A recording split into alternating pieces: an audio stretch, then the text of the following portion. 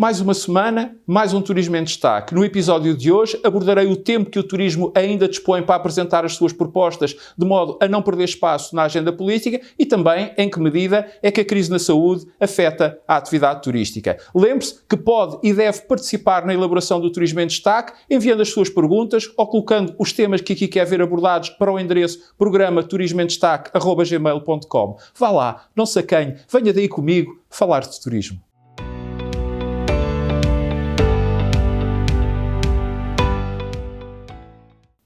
De facto, a atual situação política é incontornável e isso tem-se vindo a refletir num número muito grande de perguntas acerca deste tema que eu tenho recebido no endereço programa turismoemdestaque@gmail.com, que aliás está aqui a passar em rodapé. Como são as audiências que escolhem os temas a abordar aqui semanalmente, vamos então abordar o assunto que no fundo tem estado na ordem do dia. Mas não sem antes recordar-lhe que pode e deve usar e abusar do endereço programa turismoemdestaque@gmail.com para colocar os temas e as perguntas que semanalmente aqui quer ver tratados. Já sabe que a sua participação é sempre muito, mas mesmo muito, bem-vinda.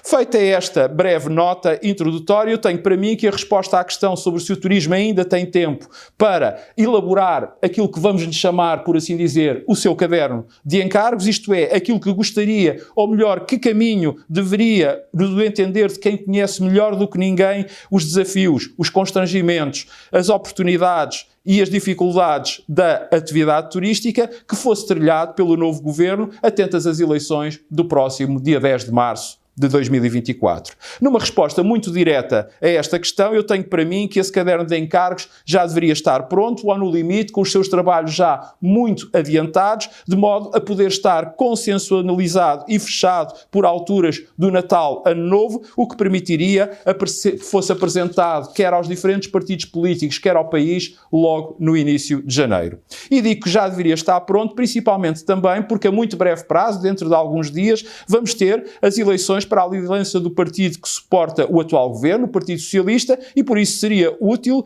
que, até porque não vão existir debates entre os diferentes candidatos, que os agentes turísticos soubessem aquilo que pensa o futuro líder daquele partido acerca do papel que o turismo pode vir a desempenhar e desempenha já na vida económica e social do país, mas também na importância que lhe atribuirá num futuro governo que venha a liderar, isto na eventualidade de ganhar as próximas eleições, dado que, por um lado, esta eleição interna,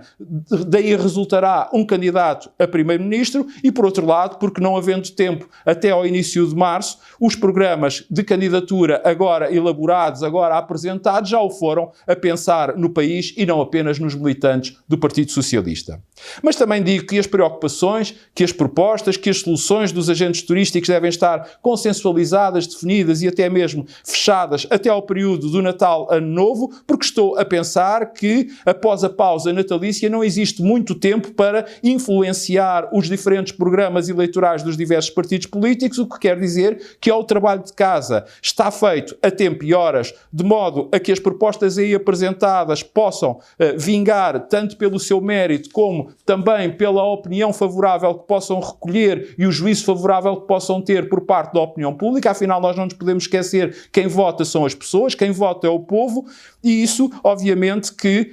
se não for assim, a oportunidade acaba por se esfumar, os compromissos e as promessas acabam por não se vir a concretizar e arriscamos a ver a atividade a continuar a ser maltratada na orgânica governativa, como aliás acontece presentemente, ou a ser uma atividade que não tem uma estratégia clara e atualizada, como também, infelizmente, acontece neste momento. É que, quanto a mim, tanto não é aceitável nem sequer entendível que a principal atividade económica e a principal atividade exportadora e aquela que maiores efeitos multiplicadores gera nas demais áreas da economia esteja totalmente diluída numa Secretaria de Estado, conjuntamente com o Comércio e com os Serviços, no Ministério da Economia, que historicamente nunca percebeu que existem diferenças significativas entre as diferentes atividades económicas e não que seja dado o protagonismo que o seu peso económico e social mais do que justifica, isto é, um lugar no principal centro executivo de decisão do país, ou seja, um lugar à mesa do Conselho de Ministros. Como também não é entendível nem sequer justificável que a dita política de turismo do país esteja assente numa estratégia 2017-2027, delineada ainda em 2016 pelo governo de então e que hoje, que o governo atual ainda a continua a considerar como válida, como estando correta, fazendo no fundo de conta que em todos estes anos nada se passou, que o mundo não mudou, ou se quisermos, que não houve uma pandemia, que a guerra não voltou à Europa, que a inflação não voltou a atingir índices e níveis como há décadas se não viam e que nada disto teve influência no poder de compra dos consumidores, nos mercados e, claro está, no comportamento e nas tendências de consumo de quem viaja, isto é, dos turistas. Nada a fazer, não ser proativo, é aceitar a continuidade deste estado de coisas. É, no fundo, deixar andar. Pessoalmente, sou dos que não se conformam e, por isso, expresso a minha opinião de forma tão clara. Pois sei bem que deixar andar é sempre mais fácil, até porque, pura e simplesmente, não dá trabalho. É por isso que comecei por dizer que o turismo não tem muito tempo para dizer já que não tem tempo algum. Achar o contrário é não perceber, é não compreender o mundo, a sociedade e a economia atuais. Numa frase, é sujeitar-se à decisão de terceiros. Eu não me resigno. E você?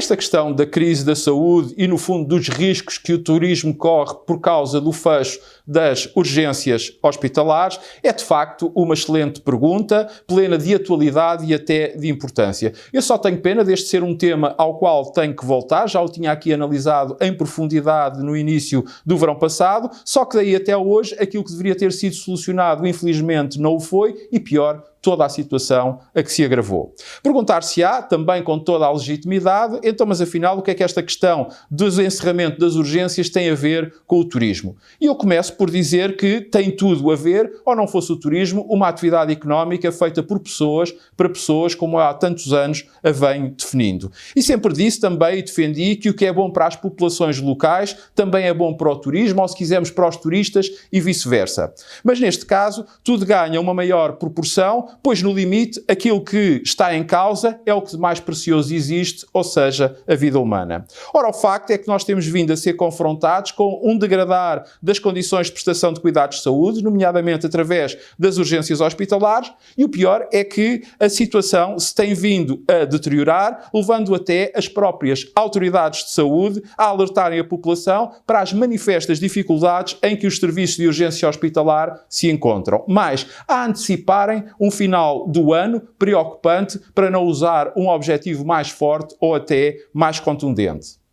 Por sinal, ou talvez não, estamos a entrar na altura do ano em que tradicionalmente há o maior recurso às urgências, em razão do tempo frio e, consequentemente, o aumento das infecções respiratórias, mas também de muitos outros fatores, entre os quais, que lá está, também se incluem os excessos próprios da quadra natalícia. Ora, sabendo nós que vivemos num mundo em que a informação é instantânea e a competição é feroz, vale a pena analisarmos o que é que tudo isto provoca em quem pensa viajar para Portugal, em quem connosco compete e também ao próprio destino. Quanto aos primeiros, isto é, aos turistas, ou se quisermos aos potenciais turistas, tudo isto provoca medo, provoca desconfiança, provoca receio, já que é quando da formulação da decisão, da efetivação da reserva, ou mesmo até nas vésperas de realização da viagem, muitas das vezes a preocupação de algo poder acontecer, por exemplo, um acidente, ou até a possibilidade de ter que se recorrer aos serviços de urgência hospitalar, por exemplo, também em razão de uma doença crónica que não seja fator inibidor de viajar, pode levar muitas vezes a que se altere o destino, neste caso preterindo o nosso país, ou até mesmo a cancelar as reservas feitas, isto para não se correr qualquer risco. Já quanto ao segundo assunto, ao segundo ponto, ou isto é, aos nossos concorrentes, esses naturalmente que esfregam as mãos de contentes e procuram de todas as formas empolar as nossas dificuldades, pois sabem bem que, ao fazê-lo, estão a posicionar-se para receberem os fluxos turísticos de mão beijada que, em situação normal, viriam para Portugal. O turismo é um negócio e, como temos visto, por sinal, até é um bom negócio e, portanto, não é de admirar que a concorrência explore todas as fraquezas da outra parte. Finalmente, em terceiro lugar, temos o destino, ou se quisermos, os danos reputacionais que um assunto desta natureza lhe causa. Dado este ser um assunto que qualquer consumidor natural e compreensivelmente está muito sensível ao mesmo, ainda por cima, que é amplamente difundido pela nossa concorrência e mais grave, sobretudo porque vem durando há tempo demais. Ou seja, tem todo o potencial para criar aqui uma dinâmica negativa em termos do destino Portugal, afetando a sua imagem e a percepção externa que têm de nós. Perante isto, dirão muitos, bem, mas o facto é que, apesar de tudo, as reservas para os próximos meses até são animadoras e, portanto, se calhar as coisas não são e não estão assim tão graves. A esses eu respondo, bem, desde logo, ainda bem que assim é. No entanto, nunca conseguiremos saber quantos deixaram de vir até nós por este motivo, quantos estarão a pensar não vir ou até a cancelar a sua viagem. Mas há uma coisa que essa é certa. O risco de Portugal passar a ser conhecido por um destino que disponibiliza cuidados de saúde precários, esse é bem real. E como em tudo na vida, o melhor é não desvalorizarmos o assunto e rapidamente ultrapassarmos as atuais deficiências e divergências. Os portugueses certamente que agradecem e o turismo nacional poderá respirar de alívio. Ficamos com um novo encontro marcado para a semana. Até lá, saúde, paz e já sabe que pode colocar as suas perguntas ou os temas que aqui gostava de ver abordados através do endereço programa turismoemdestaque@gmail.com. E se ainda não o fez, não perca a oportunidade e subscreva gratuitamente qualquer um dos meus canais para dar a sua opinião, para partilhar ou simplesmente para ver ou rever os meus comentários.